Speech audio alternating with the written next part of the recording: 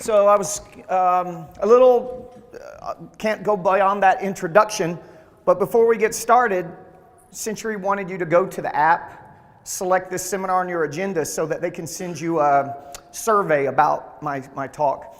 A little bit about why I'm talking to you. I think it's important. I'm really big on social proof. So I love Tony Robbins stuff, and I love rah, rah, rah, and I'm all about motivated. If somebody can tell you something or do something to get you going, that's so important. But at the end of the day, I'm kind of I should be from Missouri, but I'm from Tennessee. You got to show me, man. If you're doing something, you can tell me all you want, but I got to see what you're doing and give me the ABCs of it. You know, one thing's to tell me what can happen or what you're doing at your school or what you're selling, but I got to see that it works. Then that motivates me because I know if you can do it, I can do it, right? So the reason that I get to stand here and talk to you is that, and I think that maybe I can bring a little bit of insight or help to you today. If I can give you one good idea, and that's worth taking home and implementing, I guarantee it'll help you, guarantee it'll make you some more money, is we have 83 Premier Martial Arts studios in the 3 countries now. And I think we signed up 2 new Premier schools in Nashville, I think by the end of this weekend. And I own 5 Premier Martial Art corporate schools myself. So, you know, I'm in the grind every day with you. You know, I'm not hanging out on the beach and writing some emails or anything like that, man. You know, one of my instructors calls in sick. Maybe the other one can't cover. I'm over there teaching or I'm over there doing intros. Now, I don't do that a lot, but I can, and that's the most important part. So I'd bring a little bit of insight. Today I want to go over the 10 must-dos of owning a successful martial arts studio. You know, I had to have a title for this, and must-dos sound a little bit dramatic, like if you don't do these, you'll fail. So maybe, but it sounds so much better than the 10 should-dos or maybe the 10 maybes or anything like that. So let's just go with the 10 must-dos of owning a successful martial arts studio. First, I want you to think about and understand your why, right? Now, some of the stuff I'm going to talk to you today is going to be concrete, and I really wish you go home and do it because it's going to be better for you. There's a little bit of philosophy thrown in here of just my experience, okay? Now, which one is philosophy and which one is concrete, you'll have to figure that out for yourself. But I want you to first think about your why. Why do you want to run a martial arts school? There's a lot of different things you can do for money that probably is going to take a lot less of your time and attention away from your family, right? So why do you want to run a martial arts school? Or why do you want to open one? Or why are you in this business now? You know, this question to me is very important. Why do you want a martial arts school? Because your answer determines your decision making. If I ask you later on, you come to my booth and we're talking, I'm like, dude, what's your deal? What do you want to run a martial arts school for? And you say, I want to make a lot of money. Well, if that's your real reason, then all your decision making is going to be based around making a lot of money. And that might not be the worst decision or the worst answer in the world. Maybe you tell me, why do you want to run a martial arts school? Well, you know, I love martial arts and I love teaching martial arts and I want to make sure everybody knows the style of blank, okay? Then a lot of your decision making that you're making for your business is going to be based around perpetuating that style, whether it's jiu-jitsu, MMA, Krav Maga, Shotokan, Taekwondo. If your focus is to spread the martial arts knowledge that your grandmaster gave you, a lot of those decisions are going to be based on doing just that. And maybe those decisions are right, maybe they're not. If you tell me, well, you know what? I love martial arts. And I want to make a good living empowering people's lives through martial arts. I want to help people, and I want to do it through something I love, and I want to do something I love for work because I can be successful doing something I love to do. If that's your answer, then a lot of your decision making is going to be based on helping your students, helping others, having quality students. And maybe that is the best decision for a lot of the answers and questions that you have to make every single day. Every single day you wake up, you've got all these questions and answers. Do I do this? Do I do that? What am I going to do today? Do I go visit the principal of that school? Do I set up that promotional booth at this place? Do I do this? What am I going to do with my Facebook marketing? I got that event coming up. So being able to make the right decisions at the right time is very important, and it all has to do with your why. Why are you in this business, right? Same thing, you got to find out about your staff. Why does your staff want to teach and work for you? If it's because they'd rather do this than work at McDonald's, they're the wrong people, man. If you're in this just to make money, you can make a lot of money in the martial arts industry. But if that's your focus, I think it's probably the wrong answer. But your why is your why, and that's what's important. Next thing is you must realize that you're running a business. Now, everybody in here, maybe you roll your eyes and go, of course, Mr. Vanover, we're running a business. That's why we're here. But I deal with a lot of school owners who are on the phone. I consult, I mentor, and I do evaluations with school owners.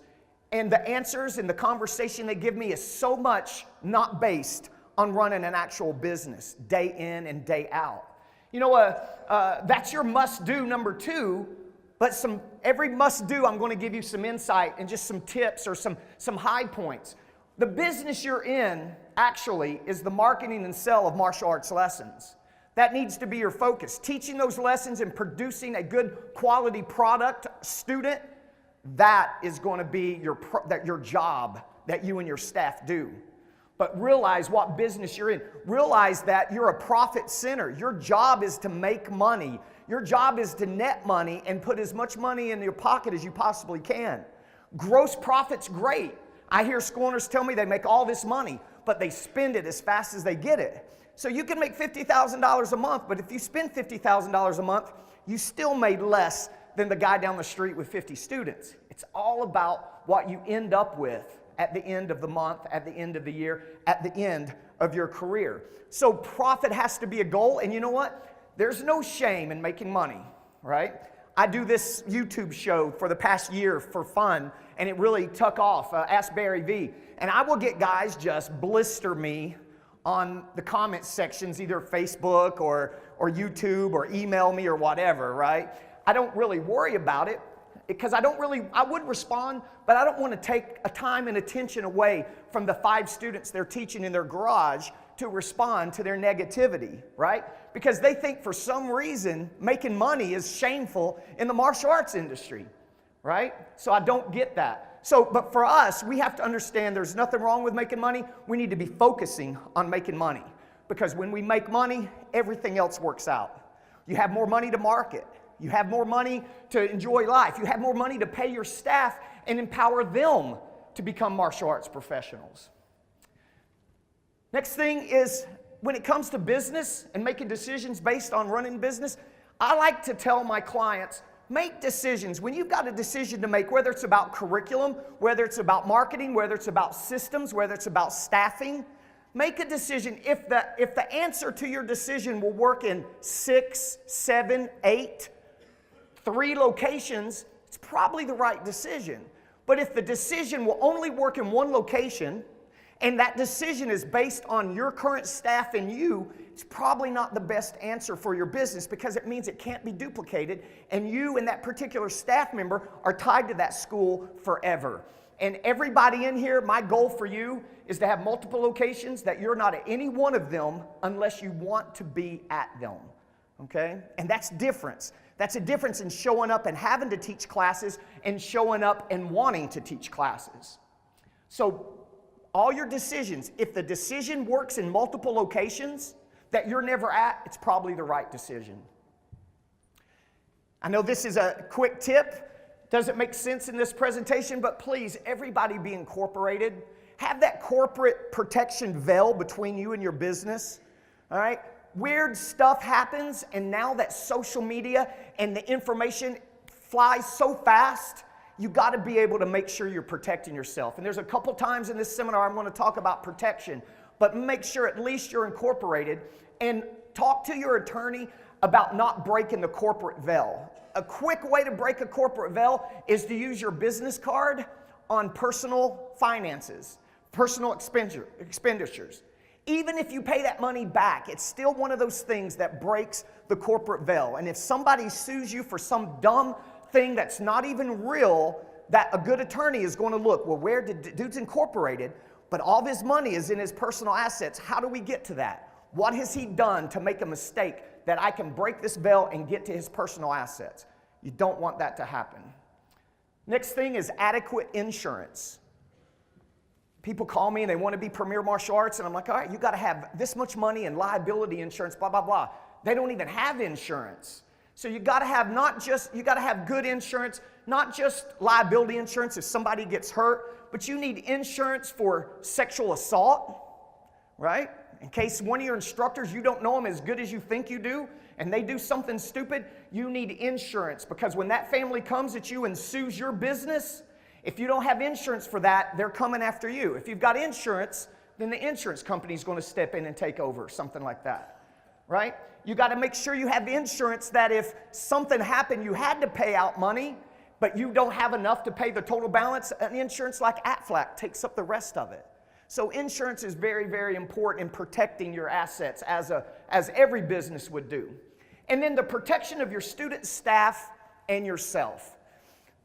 Listen, I have cameras in all my school, and I know there's guys or consultants that say, oh, I don't want to have cameras in my school because now I've lost the trust between me and my staff. I don't care whether my staff loses trust in me. They don't own this business. My money's on the line. They do something stupid, it doesn't affect them, it affects me. So I want every square foot of my school with a video camera recording for a month of data in case I need to go back and find something. Plus, when I'm out of town, if I want to look at a school, I don't manage my schools. Mr. Baker manages our schools, but he can look and see what's going on. That's just good common sense. Things like don't ever have your staff members in rooms in your school where you're going to be alone with a mother or a kid by yourself. If you've got a program director's office, have a window or a glass door in it.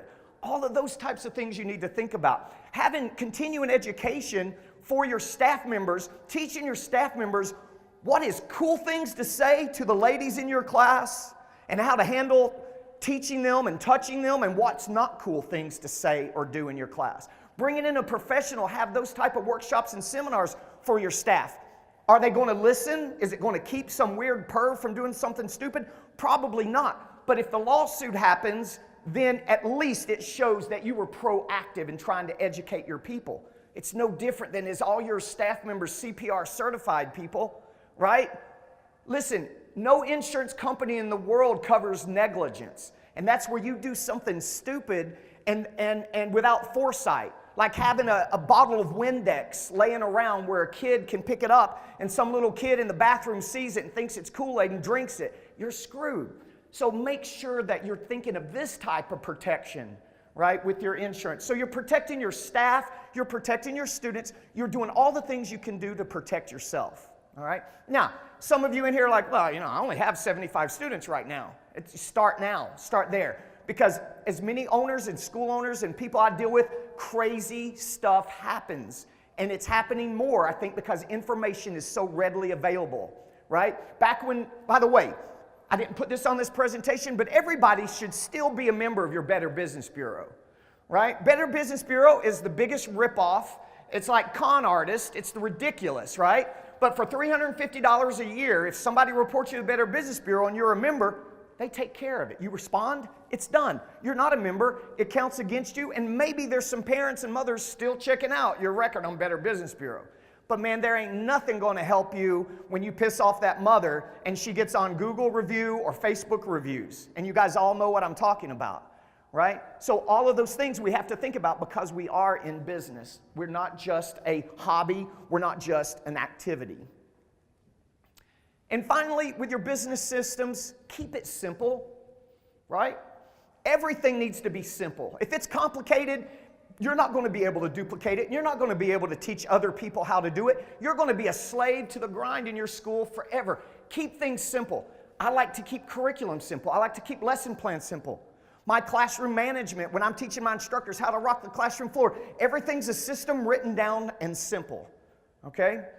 Your closing procedures. I give people two options. Ms. Johnson comes in, I do an intro, I give them two options, right? This program or this program, which program's best for you? That's it.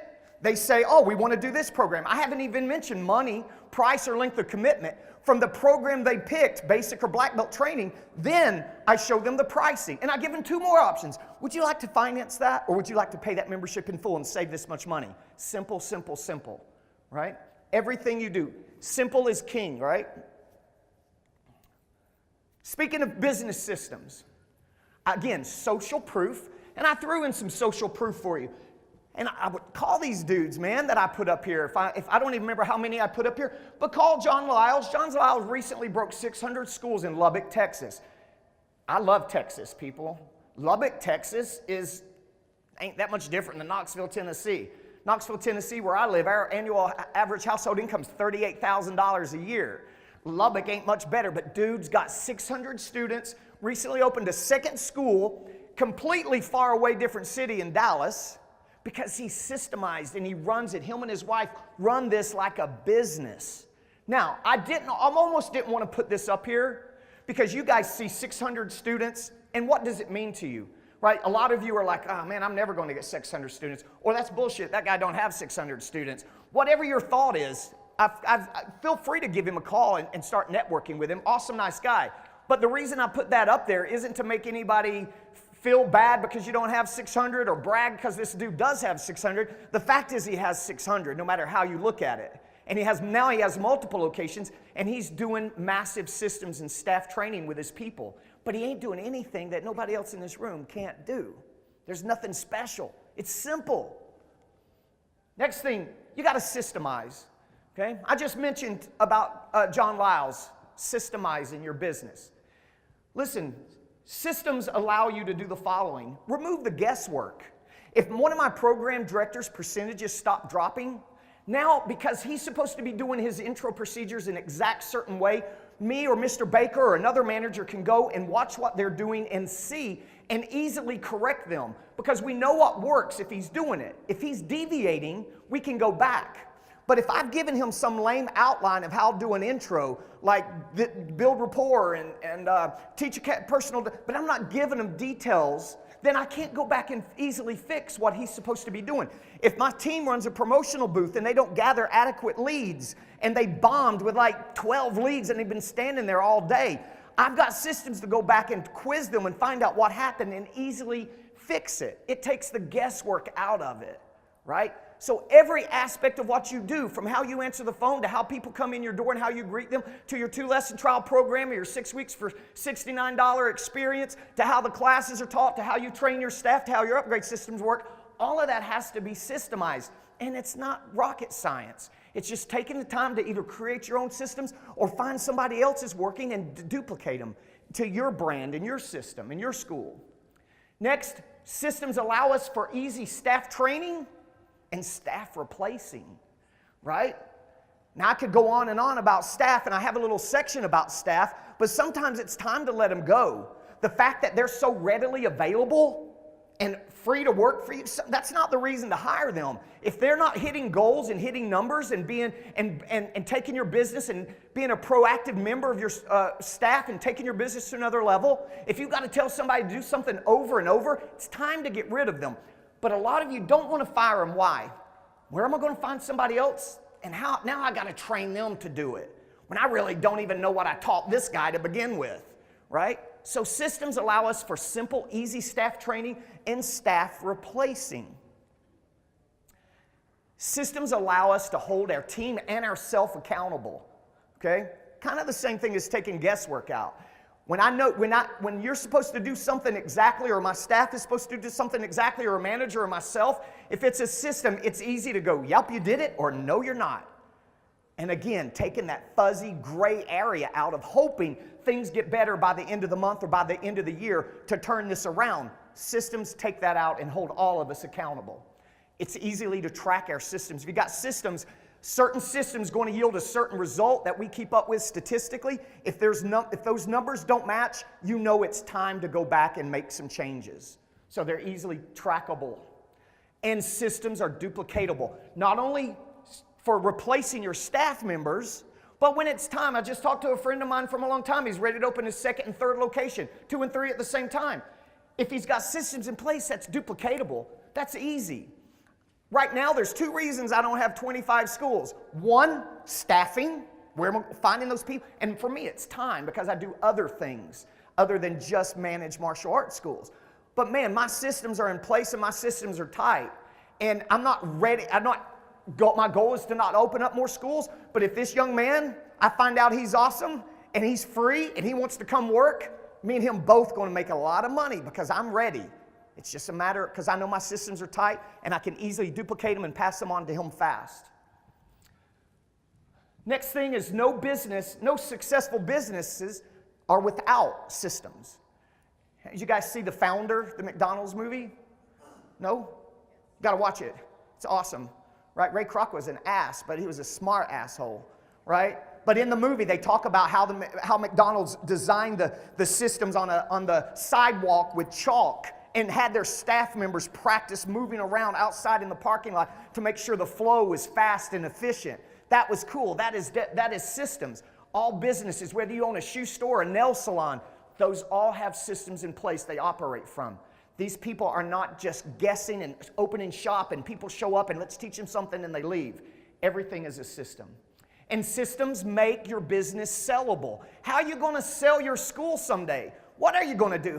I don't know who it was. I talked to a guy and he was like, dude, I'm like 65 or I'm 56 or whatever. And dude's already thinking about his exit strategy. But he ain't ever going to sell his school unless he does dramatic changes because he don't have any systems in place. He's got some good numbers in his school, but he ain't never going to sell it. Because if I've got a systemized school that runs without me or any one person, I can sell it to you to run exactly the same way. Otherwise, what's your exit strategy? And we'll talk a little bit about exit strategy at the end of this. But it makes your school worth more because it's systemized and make it sellable someday, right? None of us want to be 60 years old crunching 7 classes a night, right? Some of you may, I don't know. Let's talk systems for a second, okay? We have a model in Premier called S1X, and S1X stands for simplicity. Maybe this dude loves teaching martial arts, and he's happy with one school. He wants to teach, he wants to work, so he can make more money. That's simple. That one stands for, this is a great place to start your first location. You may have aspirations of 500 students in what we call a 2.5 model, but if you start with an S1X, it's a great place to start. And the X of the S1X stands for expansion. Man, you've got your main school rocking. It's time to open up multiple locations. Doing it this way makes it simple to open up schools fast in the right markets. Now, I'm not going to go into the details of exactly what the S1X is, but here's some highlights. This is one of my little S1X schools in Knoxville, Tennessee. 1,200 square feet, right? Now, some of you, like I was years ago, man, I got a 5,000 square foot school. Wow, that's awesome. How many students you got in there? Well, man, hang on a second, we got 75 right now in 5,000 square feet. 1,200 square, my closet at home is almost 1,200 square feet. And I can afford, because I can operate my business in such a small blueprint, I can be in the best shopping centers with massive anchors like Starbucks and Publix and Target, right? Makes my marketing easy, and I can open up a lot more of those. 1,200 square feet, let's talk about teaching 4 classes, 4 days a week, Monday through Thursday. Let's talk about teaching 5 classes a day, 4 days a week, grossing $28,000 to $35,000 a month in this small school. This school only needs one person, the main manager, to operate, but we like to have a part-time person helping them out once they get so many students, right? And that 0.5 person is being groomed to do their own school, right? Somewhere else in another location. That main number 1 manager guy will do $75,000 to $100,000 a year, depending. The guy at this school did $78,000 last year. He's on track for $120,000 this coming year. And he is the manager of a school. Me, the owner, and I'm not, I'm from Tennessee, man. We don't brag about what we have, other than my closet was kind of a weird statement, but it's true, right? We don't brag about what we have, and we don't talk about stuff like that. But I just want you to know that I haven't been to this. The last time I was at this school, a friend of mine, Caleb Plank, came into town, and I drove him over there. I don't even have a key to it, right? I drove him over there just to show it to him, but I'm never there, and I brought $12,000, wrote myself a $12,000 check out of that one school last month, and I'm never there, right? And my manager's making so good money, he's never leaving unless he gets sick, right? And for him, he's doing $100,000, $100,000 a year. I'm going to do $120,000, $150,000 at that school, and I'm not there because it's system driven. And it's simple. 1,200 square feet, 160 students is all you need, right? That is systems. All right. Am I going too fast? No? Okay. All right. Next thing, you must give people what they want, what they need. I know this sounds, of course, and probably everybody's saying this in all their seminars, but man, you got to get off of what you want to teach and how you want to teach. And I'm not saying not to teach your art, but I'm saying make sure you're giving their students and your people what they want. Make sure, some people want self-defense. Some people want self-defense for their kids. Some adults want empowerment of self-defense. If nothing, I don't care what style you teach. If your style is weak on self-defense, add some self-defense to it. And this is statistically in surveys what people are looking for. People want fitness. Some people want their kids to get off the couch and have a great activity. Some adults are sick of going to the gym and pushing weights, and they're looking for something fun to do. Can people get fit at your school if they come 2 to 3 times a week and reasonably get off the pizza a little bit? Yeah, if they can, great. If not, you need to look at how you're teaching those classes to make sure that that element is in there for these people. And the second thing is character and personal development. And it's not just the kids and families that want it. Everybody's wanting to be empowered.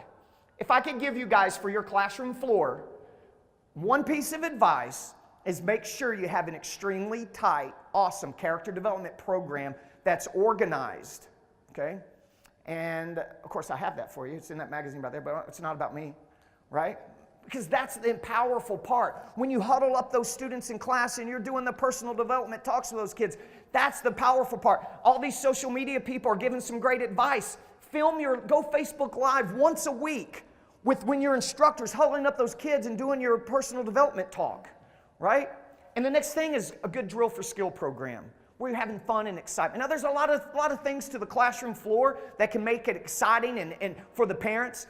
I always tell my instructors that this martial arts class has to be the most exciting part of your student's day, right? If your students are like hanging out with their friends after class and you hear moms and dads, come on, Billy, we got to go, let's go. I'm Billy, I'm not going to tell you again. Let's get your stuff. That's good. But if those families are leaving like that place is on fire, you got a problem on the classroom floor. You're not giving people what they want, what they need. And finally, social belonging. I put a picture of Krav Maga here, all right? A lot of you love Krav Maga, a lot of you don't. I don't care. Right? The thing about Krav Maga is people identify with it so much that it becomes who they are, and they feel special about being part of something like that. Brazilian Jiu-Jitsu. I'm a massive blue belt, but man, it's the best because I feel as terrible and as much as I suck at Jiu-Jitsu, I still feel part of it, and I can talk the Jiu-Jitsu talk, and I appreciate those guys because I connected with it socially. It became who I am, and I identified with it. People have to identify with your business. Whatever the name of your school is, they have to be proud to be part of it. But are you teaching that way, creating that kind of energy where they're connecting with your business on that social belonging, identification level, right? And that is easy to do. It's not that difficult. You just have to have their best interest in mind. And finally, which I just mentioned and bled over into social belonging, being part of something great. And it doesn't matter if you got 50 students or 500. I know schools with a lot of students that have a massive disconnect between them and their students, right? They just are great at marketing, they're running the machine, and they're in big cities, right? And I know schools that have 30 students that do a great job. They just need business systems and marketing because those people are totally bought in with what that school would be doing. And your students need to be totally bought in with what you're doing. Next is you must provide an amazing customer service experience. Man, and I'm not going over details about customer service. It ain't rocket science to have a coffee station for your parents at your school. It doesn't cost that much, but that's not revolutionary to stand here and brag about my coffee station, right? I'm talking about the overall experience that you provide people with not just customer service, but how you handle and treat them when they have problems and issues. And are you promising things that you back up with integrity at your school, right? Let's look and see what my random notes were to this. First, a great customer experience and happy students is really the only way to grow. You can sign up 30 people 1 month, but if you're losing 35, you're still net negative 5 students. You're shrinking, right? Happy students with great customer service, people stay, and that's how you grow. Next thing is, it's true. A friend and mentor of mine, Greg Silva, years ago said, Barry, remember, it's always cheaper and easier to keep our students than to find new ones. And I was like, that's so smart, right? It's easier and cheaper to keep a student you got than to go find another one. So make the experience of your school amazing. Here's a simple tip that's just randomly going into my head, is we did the 8 weeks of summer spectacular. And I sent this out to you guys that are on my email list with the flyer and the ideas and all this stuff, totally just a tip and free to you guys. And it's the last 10 minutes of every class we themed up, right? And we did some martial arts like Ninja Week, which we were teaching them, like somebody steps in for a row, pop up behind them. It's only 10 minutes, man, to have a ninja thing. That's pretty easy. We do Battle Ball Week, we do Nerf Wars, we're doing Air Force training, which is a bunch of jump kicks and flying side kicks to pad. We made it different and exciting. And we're giving something free away all 8 weeks of the summer. Everybody gets an ice cream cone on the way out of the door week 1. Everybody gets a Premier Martial Arts tattoo on week 2. Everybody does this and gets a spinner on week 3. Everybody does this. It's like baseball.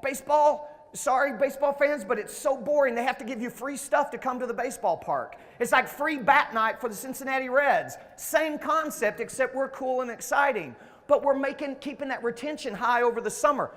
That is great customer service, not just your coffee pot over in the corner of the room. And you can't hide anymore. Man, with social media, you can't hide a crummy experience. And guys, competition is getting better and getting better fast. Lots of groups putting together franchises and chains and licensing a martial arts school that's coming to your town soon. These guys are organized, they're professional, they're going to have an impact wherever they show up. We want to make sure we're prepared if that ever happens. Now, we ain't afraid of them. Come on, there's plenty of people for everybody. But we need to have at least a good enough product as theirs, or at least, if not superior. And you can't call it in anymore, man. With social media and the internet, you can't call something in. You give a bad experience and somebody wrote about it that next night. I did a women's self-defense workshop. And by the way, I'm coming out with that program. That's actually really, really good. It's going to be cheap. We've just killed the women's self-defense workshops for the past year and a half, and I videoed it and put it all together. But it's not about me. It's about you guys today. My first women's self-defense workshop. I've been teaching these and perfecting it and doing it myself. This girl, maybe 22, way overweight, let's just be honest. Probably hasn't moved. Walking into my school might have been the most workout she's done in forever. She was throwing these lame front kicks to an instep kick to a pad, got dizzy and fainted and passed out. Nothing I could do about it.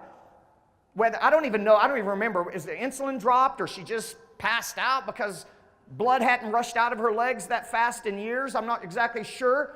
But we called 911. Some of the women we had 80 women there. A couple of them were nurses. We took care of her. We moved her. Still people wrote negative stuff on my personal page that, these guys didn't know how to handle this situation. We handled it the best we possibly could with this lady that literally just passed out. So we didn't do anything wrong, but we still got negative press from it. So you can't call this in anymore. You got to walk the walk and talk the talk when it comes to your customer service experience, whether you're in control of it or whether bad stuff happens and you just can't do anything about it. Ricky Lamb, speaking of customer service experience, this guy's in Leeds, England. He just broke 500 students. Call him. Find him on Facebook, Premier Martial Arts Leeds. Ricky Lamb, awesome guy. He's our vice president now of Premier Martial Arts in England. He set a goal, by the way, and the only reason you grow to that many students, one good thing about a school that does that kind of numbers is they're tied on their customer service and they're tied on the student experience at their school. But on a marketing note or a systems note, January 1st, dude set a goal to grow because he was moving to a bigger facility. He felt like he needed more people in there to afford the difference in expenses. He set a goal to sign up 100 students in 90 days. Add 100 students. I said it wrong. Not sign up 100, because you're going to lose people every month, but to add 100 students to his school. He did it in 68 days. That's what focus, motivation, and knowledge can do for you. And he didn't. I'll go through a little bit about what he did when I get to marketing here in a second. He did nothing that nobody else can't do. He just did it with more intensity, more veracity, and better, but nothing amazing, right? And that equals massive, quick growth. Next thing you must develop highly educated, motivated, inspired staff. Remember what I said. There was an awesome guy that a few years ago was going to have 100 schools in 3 years, and that's an awesome goal. First thing when I saw it, I was like, how are you going to staff 100 schools in 36 months? That's the problem at a certain level. Once you're systemized, is staffing such a, you can't put a news ad in the newspaper for a barista and just hire somebody and train them how to make coffee at Starbucks.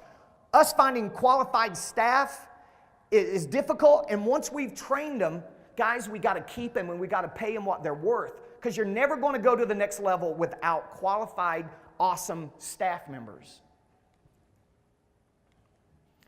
You need to educate your staff to take your business to the next level. I can hire an instructor. I do school evaluations. I go to school, and many times I see instructors on the classroom floor that are glorified wave masters. They might as well be a big, dumb wave master sitting over there, because they're going to hold a pad for somebody, and that's all they're worth. They don't know how to walk the lines. They don't know how to give corrections and compliments. They don't know how to line the students up. They don't know the cycle of instruction. Nope, they don't know what they don't know, but it's not their fault. They came. I think most staff members are good people that love martial arts and are trusting in you to give them the opportunity to be martial arts professionals. But a lot of times we, the owners, fail them because we don't ever give them the tools and the knowledge necessary to be successful. And worse is we expect results from them, and we haven't even given the tools to get us those results. So we have to learn to educate our staff members. We have ongoing staff training every Monday and Wednesday for our 5 Knoxville schools. Monday, Wednesday at 10 o'clock. We run a staff meeting and a physical martial arts staff training. We're always talking. Mondays, we talk about certain things. Wednesdays, we talk about other things. But Wednesdays, we talk about students, classes, curriculum, energy level, this student experience. So we're always continuing to train our staff. We spend so much time and energy with our staff. If we were to lose one, we lost a massive investment, because I've spent a lot of time, money, and energy in this person. And as long as he doesn't do something stupid and get fired, he's going to have a place as long as he does his job, he hits his numbers that I've set for him and he's accountable for. We got to motivate our staff. Guys, people come to you, they want to work for you because they love martial arts. They start working for you and they don't even do martial arts anymore. They quit working out themselves because you got them doing everything else. So you got to remember, we always got to keep moving our staff forward and remember what they want. Now, the 3 things that staff wants is staff wants money. Everybody has to make money, and money is just how we justify how good a job we're doing. If a staff member is doing an amazing job, but you're not paying them what they're worth, they know it, they feel it. And I'm not saying you got to pay somebody when you can't afford it, right? But if you can afford it, you got to pay them the money they deserve, because it's going to set you back when they decide, hey, I'm going to go down the street, I can do this job, not work as many hours, get paid just as much money and have a better quality of life, and I can actually train in martial arts again, right? That sucks when that happens. And we lose staff on dumb stuff that we can't even control. You know what? A young 23-year-old guy, the fastest way to lose a staff member is he meets the wrong girlfriend. He meets the one that wants more time and energy from him and is tired of him working every night. And no matter what you do in that scenario, they're gone. Because that's a pretty powerful persuasion when that girl's, you're dating somebody, right? So we lose people over dumb stuff like that. Let's not lose them over stuff that's neglectful on our part, things that we can control. So staff wants money. Staff wants time. Guys, if a staff member if they're going to work 70 hours a week, they can have their own school. People want to actually have a life and not work 6 days a week forever. You got to give them time, whether it's vacation time. My schools are all closed this week. 5 schools, we just shut them down. We do that about 3 to 4 weeks a year, depending on how 4th of July falls or what the Knox County school system fall break is. Because I'd rather shut the school down that we don't have to worry about what's happening while we're gone on vacation, right? We just shut it down and give them a break. And then sometimes time is good reward for a staff member, right? At 5 schools, we have people hired that just float. They're there to give people days off, and if somebody gets sick, because at 5 locations, 6 locations, 12 locations, you should have some people bench strength for those situations, right? And it's through, oh man, what is that? It is through staff development. Sean, what happened? Okay. Nope.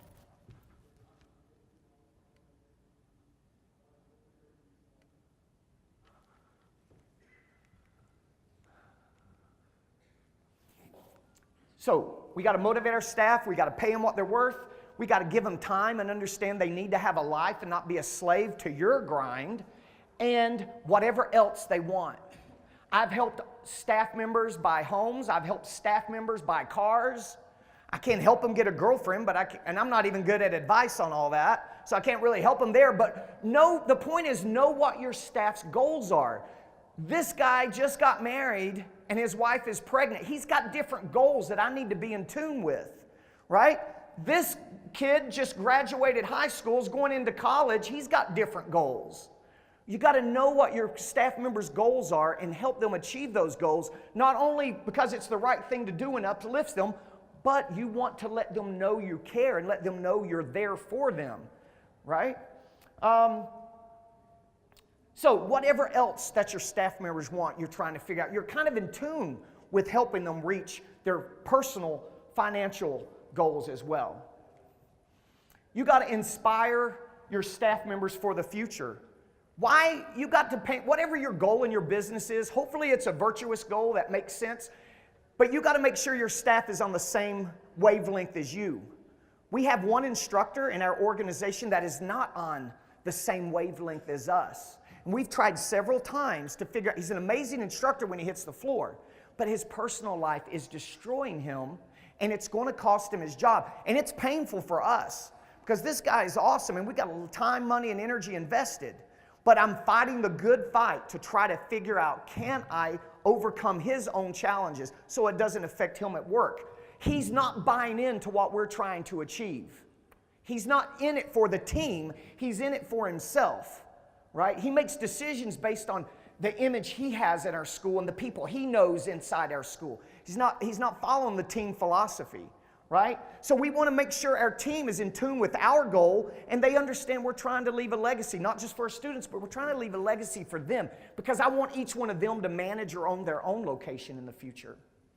And guys, the best piece of advice I could give you, whether you have one school with 50 students or 5 schools, is start a CIT program, a Certified Instructor Training Program.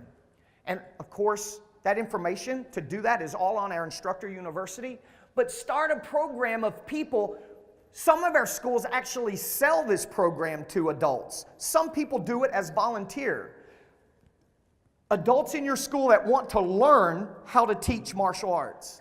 They may never teach at your school. They may teach part-time or volunteer. They may end up a staff member. The last 3 people we've hired all came from our CIT program, right? And we've got good bench strength if somebody were to get sick waiting for a job. We got one guy ready for the next location. We're just not interested in opening one right now. Having a good CIT program. And you know what? Listen, if your CIT program consists of one dude, right? It's just you. You're a one-man show. And I meet this, I keep picking on you. I meet this dude once a week to teach him how to be a martial arts instructor. I can't afford him. I don't even need him right now. But if it's one person, it's worth doing. Somebody's interested in learning to be a martial arts professional and an instructor. You're taking the time to teach him. It's worth doing. And I guarantee if you take it serious with him, it'll start growing with your other owners. And I don't care if you're teaching kids, you're teaching jiu-jitsu to massive amounts of adults or Krav Maga, you've got to start developing people from within that can help your one school or help you grow into your 6. Next thing is you got to set goals. From that model that I gave you, when you get 160 students and what we call our S1X, that's a mature S1X, and I know it needs to bring in $28,000 to $35,000. If not, it goes under 28, something needs tweaked. Something needs tweaked. We hit 35, I know we did massive amounts of in-house cash that month, right?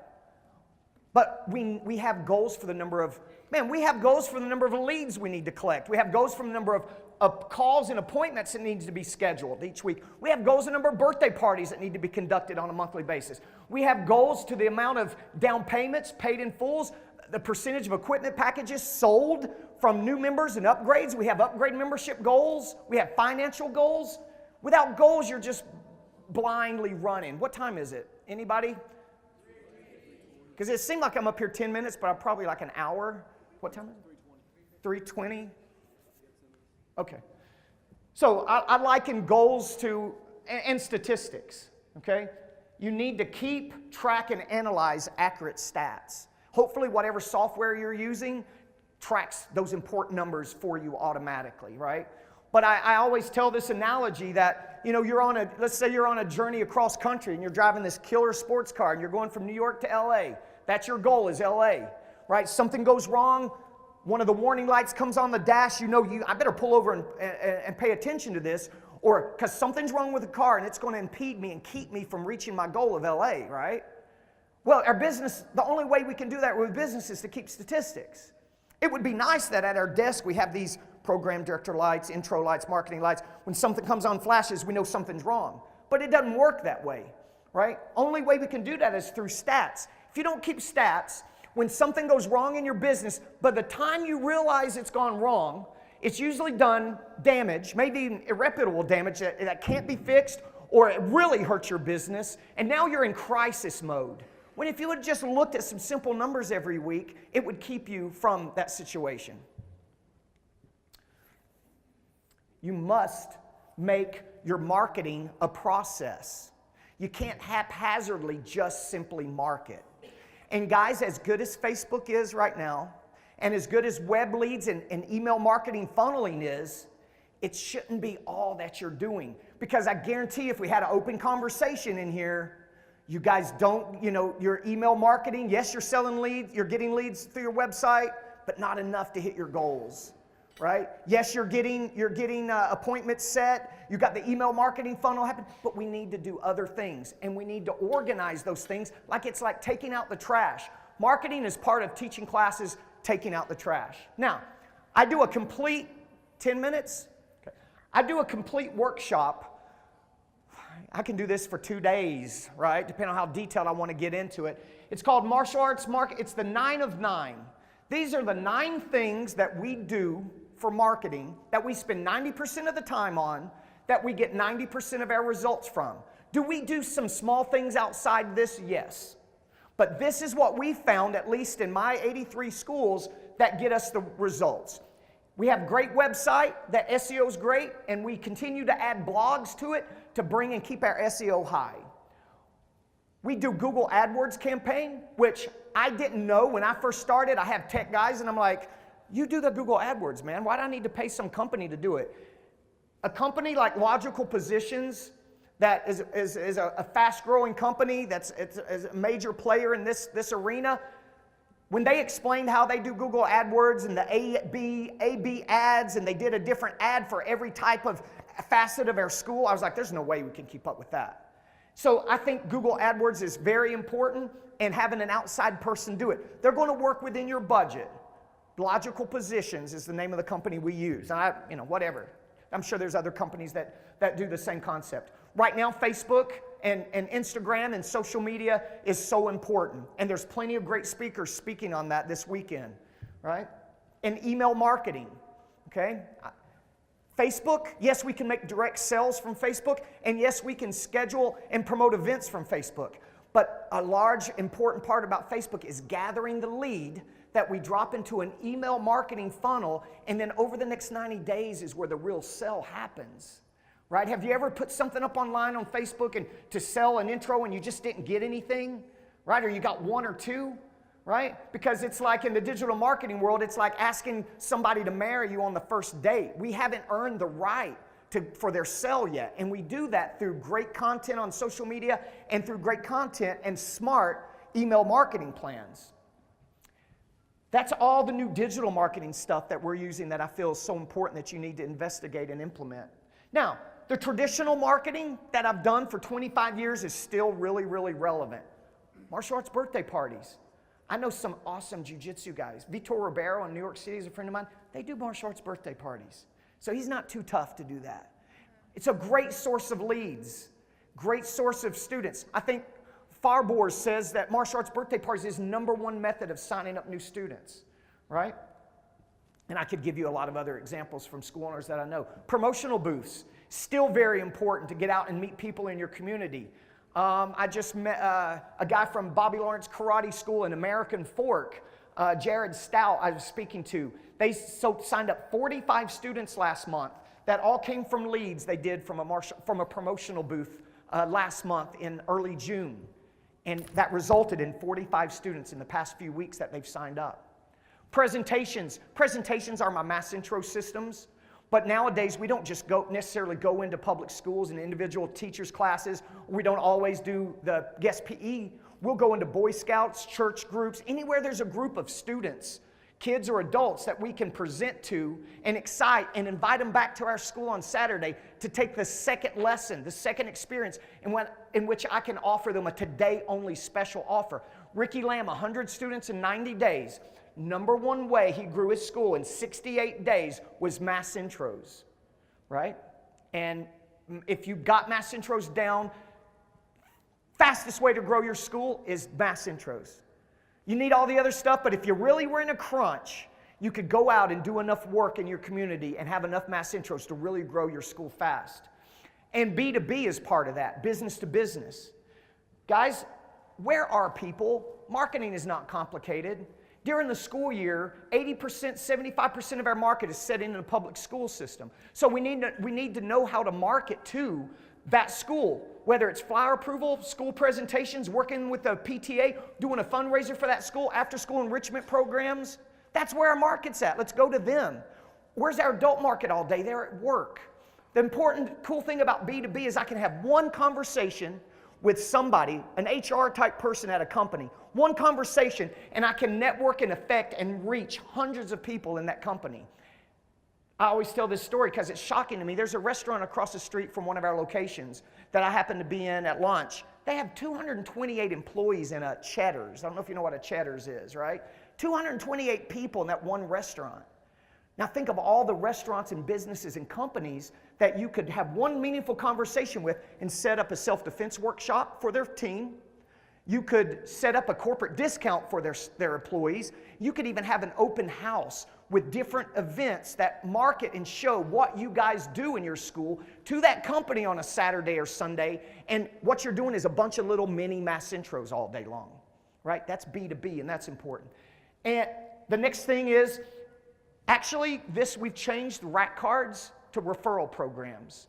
We reinvented our referral programs, and we're getting great leads from our VIP contests and the referral programs they're doing. But I think RAC cards are a great system also to have a 100 little mini billboards all around your city in different businesses. Okay, so whether it's RAC cards, referral programs, that's our 9 of 9 marketing.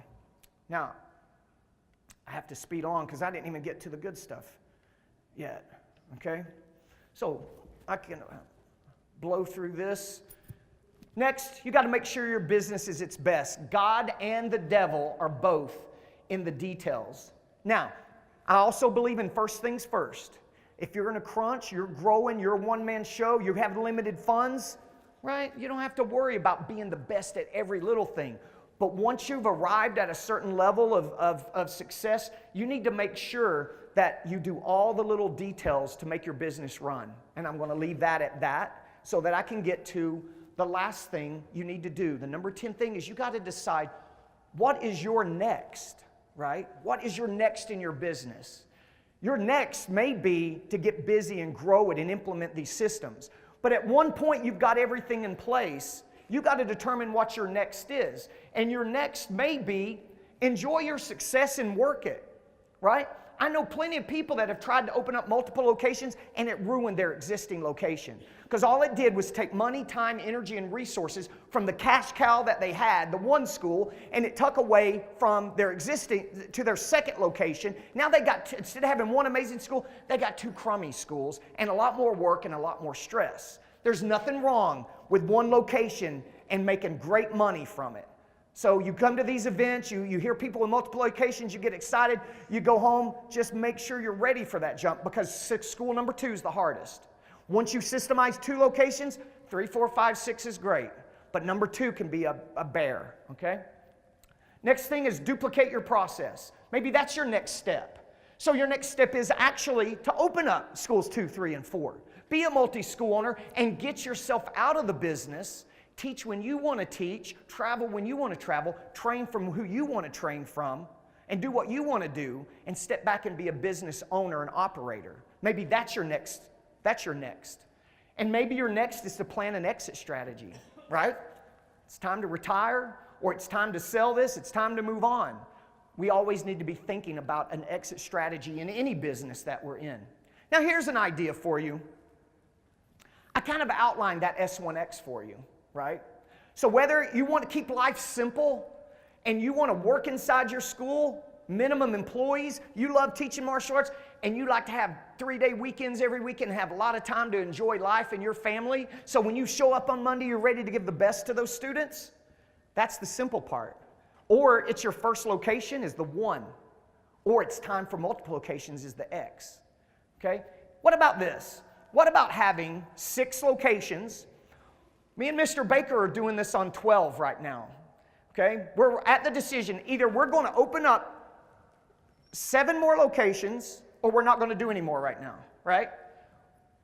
But I gave you an example on 6 locations. 6 locations with each location having 150 to 200 students. 1,200 square feet, you can go into amazing neighborhoods, lock down that market. Instead of having this one big school that you're expecting people to pass 5 or 6 other martial arts schools to get to you. You do that little boutique school inside the best neighborhoods, and you do it 6 times, right? Because if you're systemized, it ain't no big deal. It's just staffing it. Each location only needs 150 to 200 students. That's easy to get, right? And it's easy to maintain.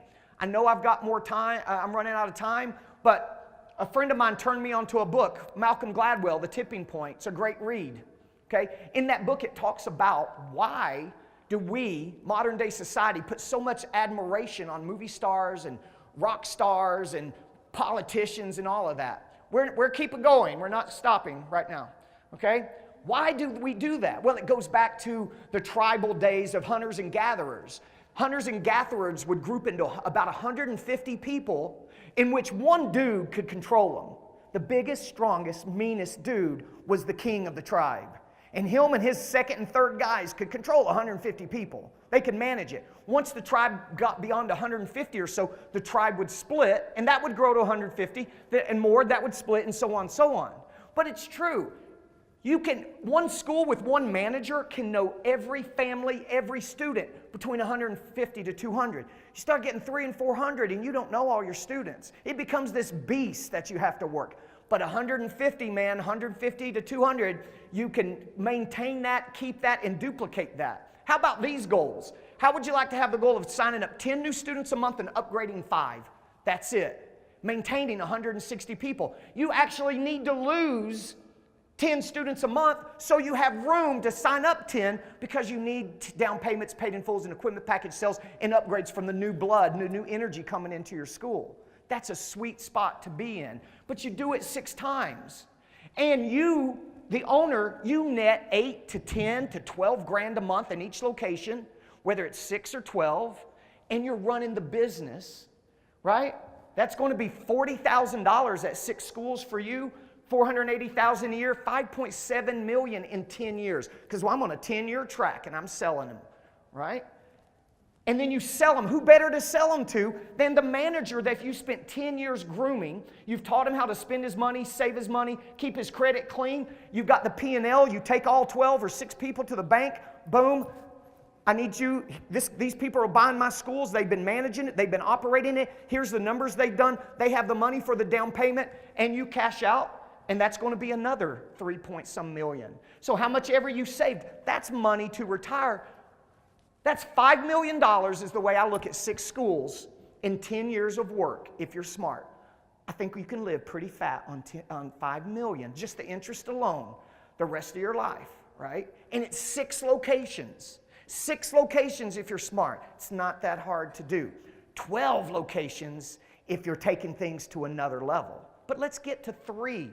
Every one of us, let's get to, if you want multiple locations and that's one of your next, let's get to the 3 locations in the next 3 years, 4 years.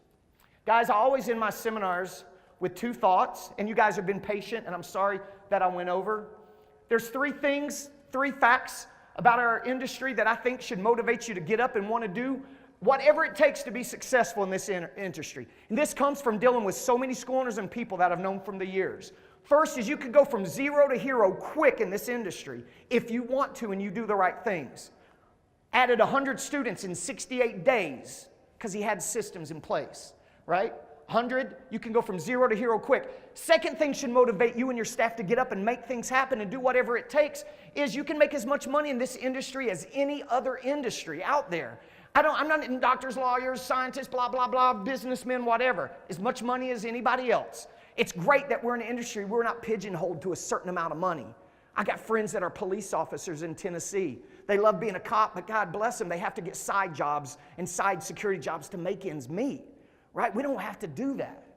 And the third thing that should motivate you and your team is the beautiful fact that we're all the same. Look around, right? Some of you are great martial artists. Some of us are okay martial artists. Some of us are good. But if you put us all together and shuck us up in a bag, we all are about the same. It doesn't take an MBA in this or a master's in that and a doctorate in. It's not like that in our industry. We have to do the right things and care about our students. The difference in successful people and unsuccessful people in this industry is this, and it's fact, knowledge.